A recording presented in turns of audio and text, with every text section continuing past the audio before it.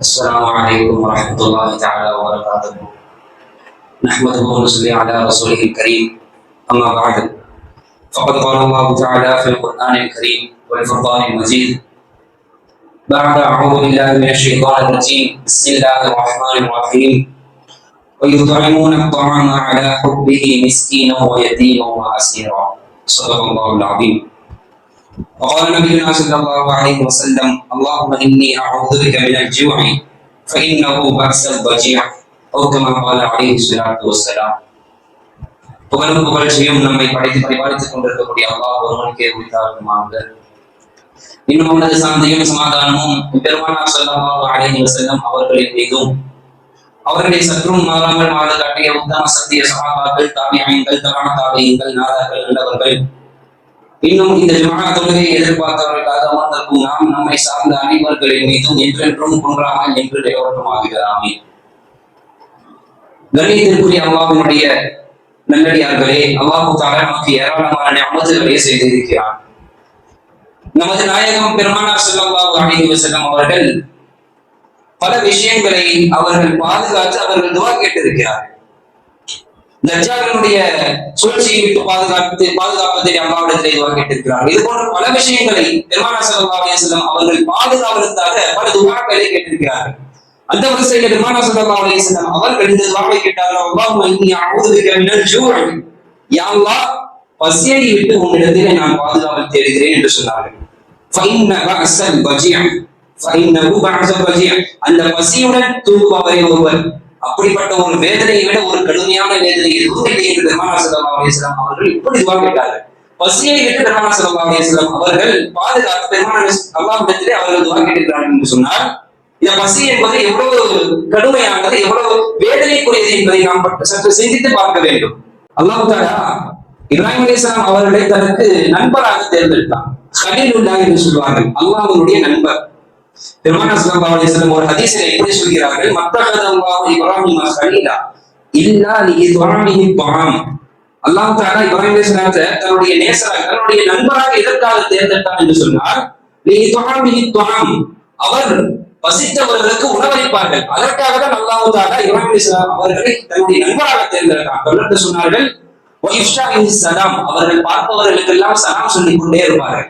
மூன்றாவது, வஸலாத்திஹி பில்லைலி வன்னாஸி நியாம், இரவு நேரத்துல மக்கள் எல்லாம் தூங்கும் பொழுது அவர்கள் மட்டும் எந்திரித்து தொழுவார்களே. இந்த மூன்று காரியங்களுக்காகத்தான் இப்ராஹிம் அலைஹிஸ்ஸலாம் அவர்கள் தனக்கு நண்பராக அல்லாஹ் தஆலா தேர்ந்தெடுத்துக் கொண்டார். முதல் காரணமாக சொன்னது இஃஆனு துஅம், பசித்தவர்களுக்கு அவர்கள் உணவளித்தது. அந்த காரணத்தினால் அவர்கள் தன்னுடைய கலீலாக அல்லாஹ் தஆலா தேர்ந்தெடுத்திருக்கிறார். இப்ராஹிம் அலைஹிஸ்ஸலாம் பற்றி ஒரு செய்தி வருது. என்னன்னா, இப்ராஹிம் அலைஹிஸ்ஸலாம் அவங்க எந்த நேரம் அவங்க சாப்பிடும் பொழுதும் அவங்க கூட யார் இருப்பாங்கன்னா விருந்தாளி இருப்பாங்க. கூட்டிட்டு வந்துருவாங்க. இல்லைன்னா கூட எந்த அளவுக்கு சொல்றாங்கன்னா, கிட்டத்தட்ட 2 மைல் போய் தேடுவாங்களாம்.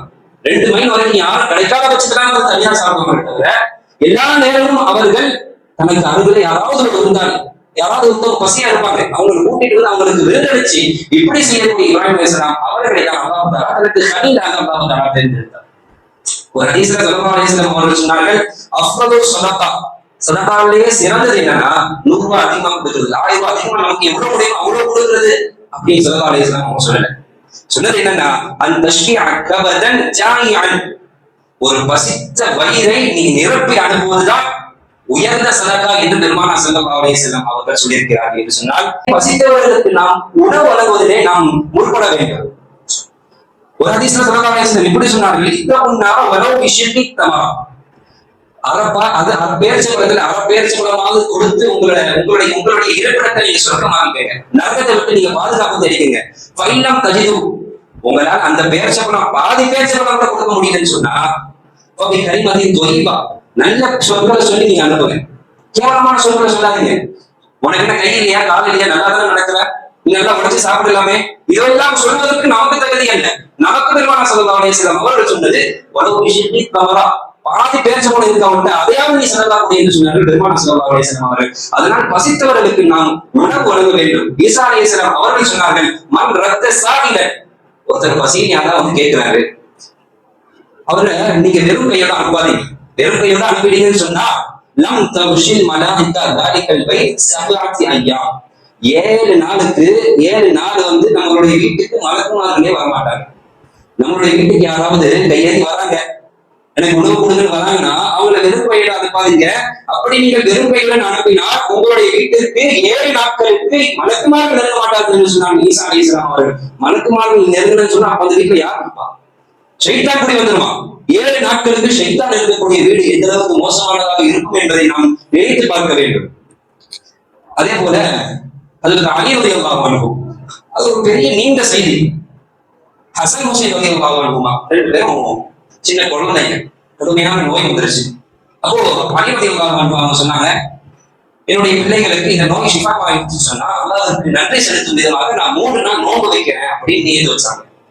இதை கேட்ட ஃபாத்திமா ரலியல்லாஹு அன்ஹா அவருடைய மனைவி அவங்களும் நியத்து வச்சுக்கிட்டாங்க, நானும் 3 நாள் நோன்பு வைக்கிறேன், அவங்களுக்கு நோய் குணமாயிடுச்சுன்னா. அவங்களுடைய அடிமை ஒருத்தர் இருக்கிறாங்க, அவங்களும் இதை கேட்டு நானும் 3 நாள் நோன்பு வைக்கிறேன். இன்னொரு காரியத்துல ஹசன் ஹுசைன் ரலியல்லாஹு அன்ஹு அந்த சின்ன குழந்தைங்களும் சொல்லிக்கிட்டாங்க, அந்த நியத்தை எங்களுக்கு இந்த நோய் ஷிஃபாவாயிடுச்சுன்னா நாங்க 3 நாளைக்கு நோன்பு வைக்கிறோம் அப்படின்னு நியத்து வச்சுக்கிட்டாங்க.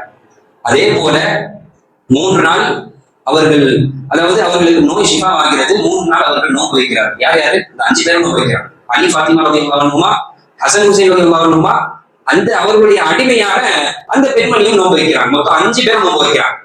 நோன்பு வச்சுட்டு முதல் நாள் இஃப்தாருக்காக அவங்க ஏதாவது உணவு வேணும் இல்லையா? இப்போ அலி ரலியல்லாஹு அன்ஹு போயிட்டு ஒரு எபூத்திட்ட போயிட்டு கோதுமையை கடனா வாங்குறாங்க. வாங்கின கோதுமையை 3ஆ பங்கு போட்டுருக்காங்க. 3 நாளைக்கு இஃப்தார் செய்யறதுக்காக 3ஆ பங்கு போட்டு முதல் பங்கை வச்சு அவங்களுடைய அண்ணன் ரொட்டி செய்யறாங்க. அந்த ரொட்டி 5 ரொட்டி தான். 3ஆ பிரிச்சிருந்தா முதல் பங்குல வெறும் 5 ரொட்டி. அந்த 5 ரொட்டி ஆளுக்கு ஒரு ரொட்டி எடுத்துட்டு இஃப்தாருக்காக சாப்பிடலாம்னு உட்கார்ந்துட்டு இருக்கும் பொழுது ஒரு மிஸ்கின் கதவை தட்டுறாரு. ஒரு மிஸ்கின், அந்த மிஸ்கினும் மசாக்கினி உம்மதி முஹம்மதின் ஸல்லல்லாஹு அலைஹி வஸல்லம், அவர் வெளியே சாதாரணமா எனக்கு ஏதாவது பசிக்கிறதா சொன்னா ஏதாவது கொடுங்கன்னு கூட அப்படின்னு கேட்டா கூட பரவாயில்ல. அவருக்கு கேட்டது என்னன்னா, நான் மிஸ்கின் எப்படிப்பட்ட மிஸ்கின்னா உம்மத்தை முஹம்மதியாக வந்த மிஸ்கின் அப்படின்னு சொல்லி கேட்டதோட யாருக்கு, அதுவும் யாருக்கு? அவர்கள் பெருமானார் ஸல்லல்லாஹு அலைஹி வஸல்லம் அவருடைய மருமகன், அவருடைய மகன் எப்படி கொடுக்காம இருக்கிறதுக்கு மனசு வரும்? நோன்பு வச்சிருக்காங்க, இஃப்தாருடைய நேரத்துல எல்லாம் ரெடியா இருக்குது, சாப்பிடலாம் மாறிக்கும் போது இப்படி ஒருத்தர் கேட்கும் பொழுது அலி ரலியல்லாஹு அன்ஹு அவர்களும் ஃபாத்திமா ரலியல்லாஹு அன்ஹா அவர்களும் அவருடைய பிள்ளைகளும் அவருடைய அடிமையும் அந்த 5 ரொட்டியை எடுத்து அந்த மிஸ்கின் கொடுத்தாங்க. இவங்க எதுவும் சாப்பிடல. ஒரு நாள் நோன்பு வச்சது வெறும் தண்ணியோட கடையுது. இப்படியே அந்த இரவு பசியோட இருக்கிறாங்க. மறுநாள் சஹர் வந்துருச்சு, அப்படியே தொடர்ந்து நோன்பு வைக்கிறாங்க. அடுத்த நாள் இஃப்தாருக்கு 2வது பங்கு கோதுமையை வச்சு தயாரிச்சு 5 ரொட்டி. அதே போல 5 பேரும் உட்காந்து சாப்பிடலாம்னு இருக்கிறாங்க. வெளியே ஒருத்தர் நான் ஒரு சிறை கைதி, எனக்கு ஏதாவது பசிக்கிறது, எனக்கு உதவி செய்யுங்க அப்படின்னு கரெக்டா இஃப்தாருடைய நேரத்துல நோன்பு திறக்கும் பொழுது எடுத்து வாயில வைக்கலாம்ன்ற பொழுது இப்படி இன்னொருத்தர் இருக்கிறார். ஒரு நாள் சாப்பிடல, பசியில இருக்கிறாங்க. அடுத்த நாள் சாப்பிடலாம்னு இன்னும் ஒரே ஒரு ரொட்டி இருக்கு, அது ஒரு ரொட்டி தான், அது சாப்பிடலாம்னு இருக்கும் பொழுது இன்னொருத்தர் இருக்கிறாரு.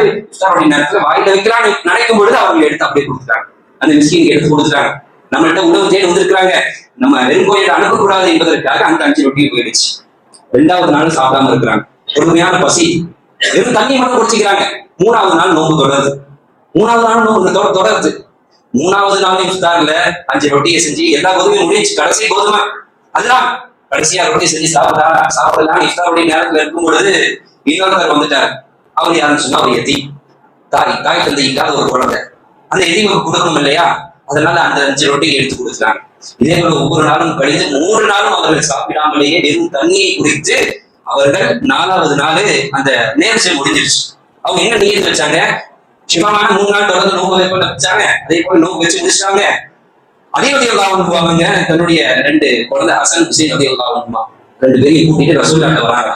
அந்த செய்தி எழுதும் பொழுது ஹதீஸ்ல எழுதுறாங்க, அவங்க நடந்து வந்த அந்த விதம் எப்படி இருந்துச்சுன்னா,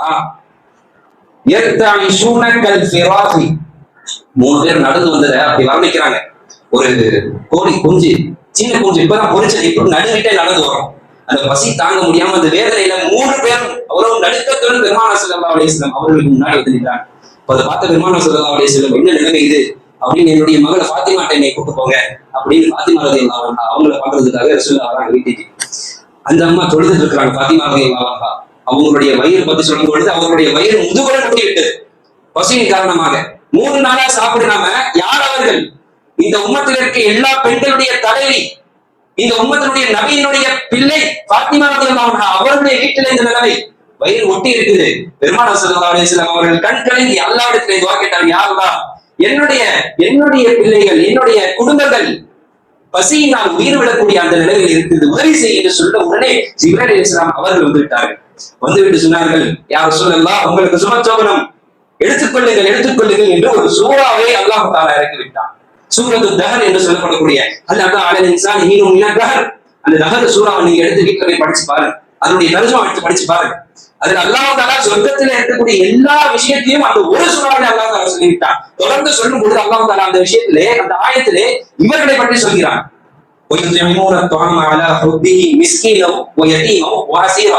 அவர்கள் எப்படிப்பட்டவர்கள் என்றால், அந்த சொர்க்கம் யாருக்குன்னு அப்படியே சொல்லிட்டு வரும் பொழுது அவங்க உணவளிப்பாங்க, அவங்களுக்கு தேவை இருக்கும் பொழுது உணவளிப்பாங்க. எடுத்து நமக்கு மிச்சம் இருக்கிறத கொடுக்கறது இல்ல, எதை அவங்க பிரியப்படுவாங்களோ அவங்களுக்கு எது தேவை இருக்குமோ அதை அவங்க கொடுப்பாங்க. அதான் மிஸ்கீனம். ஒரு மிஸ்கீனுக்கு கொடுத்தாங்க, கொடுத்தாங்க, ஒரு கைதிக்கு கொடுத்தாங்க. அல்லாஹ் தஆலா சொல்லிட்டு வரான், இன்னமா நுத்இமுக்கும் லிவஜ்ஹில்லாஹி லா நுரீது மின்கும் ஜஸாஅன் வலா ஷுக்கூரா. நாங்க எதைதான் எதிர்பார்க்கிறோம், இந்த உணவெல்லாம் கொடுத்து அல்லாஹ்வுடைய பொருத்தத்தை எதிர்பார்க்கிறோம். எங்களுக்கு வேற எந்த ஒரு ஷுக்கூரும் வேற எந்த ஒரு கூலியும் நான் எதிர்பார்க்கல, அல்லாஹ்வுடைய பொருத்தம் ஒன்றை தான் நாங்கள் எதிர்பார்க்கிறோம் என்று சொல்வார்கள் அவர்கள். என்று அல்லாஹ் தஆலா இவர்களை பற்றி ஒரு சூறாவை இறக்கிவிட்டால் அதனுடைய விளக்கத்தை, அதனுடைய அர்த்தத்தை நீங்கள் வீட்டுக்கு சென்று எடுத்து படித்து பாருங்கள். உணவு கிடைக்காம போகுதுன்னா அது 3 காரணம். ஒண்ணு, அவனுக்கு வசதி இல்லாம இருக்கும், வறுமை. இரண்டாவது, அவனுக்கு தான் நோய் வாய்ப்பட்டிருக்கும், அதனால சாப்பிட முடியாம இருக்கும். இது இரண்டாவது. மூன்றாவது என்னன்னு சொன்னா, எல்லாமே இருக்கும், உணவு நல்லா இருக்கும், உணவும் இருக்கும், ஆனா அந்த உணவு வரக்கூடிய அந்த விஷயத்தை ஒருவன் தடுத்து வைத்திருப்பான். இதுதான் மிகவும் கொடுமையானது என்பதாக இமாம் பெருமக்கள் அவர்கள் சொல்லி வருகிறார்கள். பொழுது சமீபமாக நாம் பார்க்கிறோம், கசாவிலே இஸ்ரேல் மக்கள் அவர்களை குண்டு வைத்து அடித்தார்கள், துப்பாக்கி வைத்து சுட்டார்கள். என்ன இவங்க இவ்வளவு நம்ம பண்ணி கூட ஊரை விட்டு போக மாட்டேங்கிறாங்க, அவர் தோல்வியை ஒத்துக் கொள்ள மாட்டேங்கிறார்கள் என்று இப்பொழுது என்ன கையெழுத்துகிறார்கள் என்றால், உணவுடைய விஷயத்திலே கிட்டத்தட்ட 6000 ட்ரக் உணவுகள் பல நாடுகளில் இருந்து அனுப்பப்பட்டது. எல்லாத்தையும் அந்த இஸ்ரேல் மக்கள் தடுத்து, காசாவுடைய மக்களிலே குழந்தை, சின்ன சின்ன குழந்தைங்க, வயசானவங்க, உடல்ல சத்து இல்லாம கிட்டத்தட்ட 26,000 குழந்தைகள் ஊட்டச்சத்து இல்லாமல் ஹாஸ்பிட்டல் அட்மிட் ஆயிருக்கிறாங்க. நமக்கு அதுல 10,000 குழந்தைகள் உணவு இல்லாம இறந்து போயிருக்கிறாங்க. நீங்க சமீபமா பார்த்திருக்கலாம் சோசியல் மீடியாக்கள்ல ஒரு வீடியோ. முகமது சவாஃபிரி என்பவர் 27 வயசு ஜவானா இருக்கக்கூடியவர். அவர் கடைசி அவருடைய மௌத் எப்படி சொன்னா, அவர் உடம்பு எதுவுமே இல்லை, வெறும் எலும்பு தூக்கிட்டு தான் போயிட்டு அவர்களை அடக்குனாங்க. அப்போ அவர் வச்சுட்டு பக்கத்துல இருக்கிற எல்லா சோசியல் மீடியாவும், எல்லா மீடியாக்காரங்களும் சொல்றாங்க, அரபுகளை பார்த்துக் கொள்ளுங்கள், இதற்கு குண்டு அடிப்பட்டு சாவல, இவர் துப்பாக்கி சூடால் சாவவில்லை. இவர் எப்படி இறந்தார் என்று சொன்னால், உணவு இல்லை உண்பதற்கு, சாப்பிடுவதற்கு உணவு இல்லாமல் இறந்து போயிருக்கிறார் என்பதை நீங்கள் பார்த்துக் கொள்ளுங்கள் என்று அரபுகளிடத்திலே சொல்கிறார்கள். அரபு நாடும் இப்படிதான். அமெரிக்காவிற்கு துணை போய் கொண்டிருக்கிறது, எந்த ஒரு பதிலும் இல்லை. அதாவது ஏதாவது எதிர்ப்பவர்கள் கூட எதிர்த்து டைரக்டா எதிர்க்கிறாங்க. ஆனா இந்த அரபி நாடுகள் இருக்கிறார்களே, மௌனம் காப்பது கூட ஒரு வகையிலே துணை போவது. அரபிகளும் துரோகிகள் தான் என்பதில் எந்த சந்தேகமும் கிடையாது. எனவே இந்த உணவு வழங்குவதனுடைய விஷயத்திலே யார் யாரெல்லாம் அலட்சியமாக இருக்கிறார்களோ அதை பற்றி அல்லாஹ் தஆலா குர்ஆனிலே சொல்கிறார், நீங்கள் உணவா வழங்காம போகிறீர்கள், லா துபதி வலா ததர்.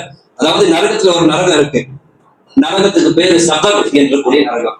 அந்த நரகத்தை பத்தி அல்லாஹ் தஆலா சூரத்துல் முத்தஸிரிலே சொல்கிறான், லா துபதி வலா ததர்.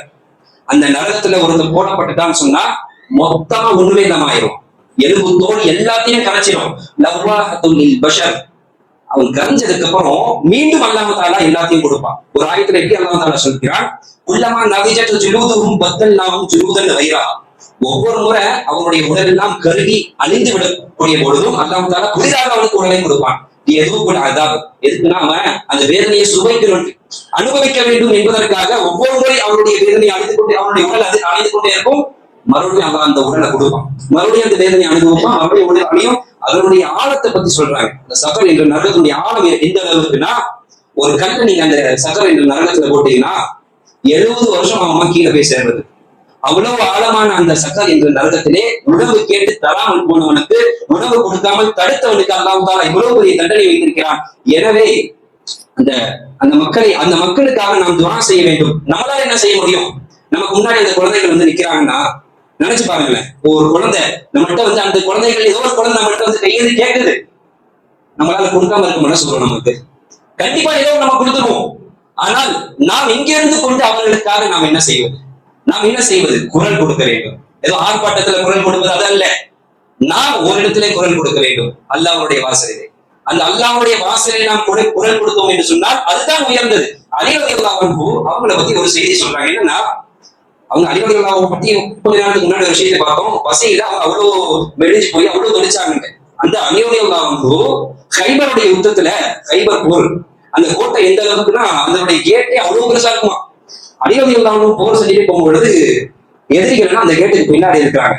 அலி ரலியல்லாஹு கையில வச்சிருந்த அந்த கேடயத்தை தூக்கி போட்டு அந்த கதவை பிடிச்சு தூக்குனாங்க. எவ்வளவு பேர் நினைச்சாங்க கதவை திறக்க முடியல. அலி ரலியல்லாஹு அன்ஹு ஒத்த கையில, ஒரு கையில வாள், இன்னொரு கையில அந்த கதவை பிடிச்சு தூக்கி அதை கேடயமா வச்சுட்டு சண்டை போட்டுட்டு போனாங்க.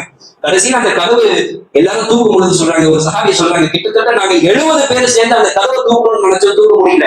அலி ரலியல்லாஹு அன்ஹு அவர்கள் ஒத்த கையில் அந்த கதவை தூக்கினார்கள். ஆம், சாப்பிடவில்லை, அவர்களுக்கு உணவில்லை, வறுமையில் இருந்தார்கள். ஆனால் அவர்களுக்கு அந்த பலம் எங்கிருந்து வந்தது? அவர்கள் ஒரு ஹதீஸில் சொல்கிறார்கள், என்னுடைய பலம் அல்லாது அல்லாஹ்வுக்காக எனக்கு அந்த நேரத்தில் உதவி செய்தார் என்று சொன்னார்கள். அதே போல அவர்கள் பசியில் இருக்கிறார்கள் மக்கள், அவர்கள் அழிக்கப்படுகிறார்கள். ஆனால் எங்களிடத்தில் ஒரு நம்பிக்கை இருக்கிறது. அந்த நம்பிக்கை எந்த அலி ரலியல்லாஹு அன்ஹு அவர்களுக்கு அல்லாஹ் உதவி செய்தானோ அந்த அல்லாஹ் தாலா எங்களுக்கு உதவி செய்வான். நீங்கள் உணவு கொடுக்காமல் போங்கள், எங்களை அழித்து விடுங்கள், நாங்கள் உயிரை விடுவோமே ஒழிய நாங்கள் எந்த பரம்பரையில் வந்தவர்களுக்கு தெரியுமா? ஹஜ்ரத் ஹுசைன் ரலியல்லாஹு அன்ஹு அவர்கள் கர்பலாவுடைய அந்த போரிலே பசியில் இருக்கிறார்கள். மக்கள் எல்லாம் அவர்களுக்கு உணவை கொடுக்கவில்லை, தண்ணி கொடுக்கவில்லை, 3 நாள் சாப்பிடவில்லை. அந்த ஹுசைன் ரலியல்லாஹு அன்ஹு அவர்கள் நினைத்திருந்தால் அவர்கள் தோல்வியை ஒத்துக்கொண்டு அவர்கள் பின்னால் போயிருக்கலாம் உயிர் விடாமல். ஆனால் உயிர் போக போகிறது என்று தெரிந்தும் அவர்கள் முன் வந்தார்களே, அப்படிப்பட்ட ஹுசைன் ரலியல்லாஹு அன்ஹு அவர்களுடைய வழியிலே வந்தவர்கள் நாங்கள் எப்படி எங்களுடைய உயிரை விட்டு நாங்கள் எப்படி எங்களுடைய தோல்வியை ஏற்றுக்கொள்வோம்? சவுகாத்திலு மிஸ்லல் அபாசிம் வஹத்து ஹுசைனி, நாங்கள் ஹுசைன் ரலியல்லாஹு அன்ஹு அவருடைய வழியில் வந்தவர்கள், அதனால் எங்களை தீண்டி பார்க்கணும் என்று நினைக்காதீர்கள். எனவே ஜமாத்துல் உலமா தமிழ்நாடு முழுவதும் ஒரு முடிவெடுத்திருக்கிறார்கள். என்னவென்று சொன்னால், வருகிற 2ஆம் தேதி வியாழக்கிழமை இந்த ரச மக்களுக்காக, அந்த குழந்தைகளுக்காக நாம் ஒரு நாள் நோன்பு நோற்று அவர்களுக்காக நாம் துஆ செய்ய வேண்டும் என்ற ஒரு மஷூராவிற்கு இணங்க தமிழ்நாடு முழுவதும் இருக்கக்கூடிய முஸ்லிம்கள் அனைவரும் இந்த ஒரு நாளை நோன்பு நோற்று அசருக்கு முன்னால் இஃப்தார் வரைக்கும் துஆவில் இருக்கும்படி கேட்டுக் கொள்ளப்படுகிறார்கள். எனவே நாம் அனைவரும் இந்த 2ஆம் தேதி வியாழக்கிழமை அவர்களுக்காக துஆ செய்து அல்லாஹ் தஆலா மிகப்பெரிய ஒரு மாற்றத்தை தருவான். அல்லாஹ் தஆலா நமக்கு வெற்றியை கொடுப்பான், அவர்களை அழிப்பான். நம்ம துஆ கேட்கிறோம், அவருக்கு வெற்றியை கொடுத்து யஹூதிகளை அழிக்கணும்னு சொல்லி துஆ கேட்கிறோம். அதுல ஒண்ணும் தப்பு இல்லை, அது நம்ம கூச்சப்படவே தேவையில்லை. ரசூலுல்லாஹ் அப்படி கேட்கிறாங்க, துஆ வம்பு ஆசாரம் யா அல்லாஹ் யஹூதிகளுடைய அடையாளங்களை இல்லாம ஆக்கிட்டு துஆ கேட்கிறாங்க. எப்படி நம்ம சொல்லுவோம், அட்ரஸே இல்லாம போகணும். அதே போல யா அல்லாஹ் அவர்களை நீ அட்ரஸே இல்லாம அழித்து விடு என்று நாம் துஆ கேட்க வேண்டும். எனவே இந்த ஒரு விஷயத்தை நாம் மனதில் வைத்துக் கொண்டு அங்க போஸ்டர் ஒட்டிருக்கிறாங்க செவத்துல, இது ஒரு வாரம் இருக்கும், நாம் ஞாபகப்படுத்திக் கொள்வதற்காக. எனவே அந்த ஒரு நாள் நாம் அனைவரும் வீட்டில் இருக்க அனைவருக்கும் சொல்லுங்க, வீட்டில் இருக்க பிள்ளைகள், வீட்டில் இருக்கிற மனைவி மக்கள் எல்லாரும் சேர்ந்து இந்த ஒரு நாள் நோன்பு வைத்து அல்லாஹ்வை பிரார்த்தனை செய்யக்கூடிய நன்மக்களாக அல்லாஹ் என்னையும் உங்களையும் ஆக்கி அருள்வானாக. வாஹிர் தாவானா அல்ஹம்துலில்லாஹி ரப்பில் ஆலமீன். அஸ்ஸலாமு அலைக்கும் வரஹ்மத்துல்லாஹி வபரகாத்துஹு.